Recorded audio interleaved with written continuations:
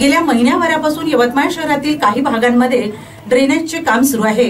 अशातच यवतमाळच्या आर्णी रोड मार्गावर असलेल्या तुळजानगरी पृथ्वीराज नगर परिसरात रस्त्याचे खोदकाम करून ठेवले। भर पावसाळ्यात सुरू असलेल्या कामामुळे मात्र रस्ता सर्वत्र चिखलमय झाला आहे। त्यामुळे वाहनधारकांना नाहक त्रास सहन करावा लागतो आहे।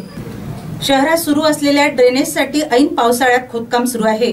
6 महिन्यांपासून पृथ्वीराज नगर व तुळजानगरीमध्ये कामे अर्धवट आहेत। या नगरातील नागरिकांना रस्त्यावरून नव्हे तर पांदर रस्त्यावर राहण्याचा फिरण्याचा फील येतो आहे।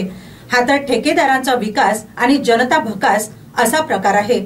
रस्ता पूर्णपणे चिखलमय झाल्याने नागरिकांना ये जा करणे सुद्धा कठीण झाले आहे।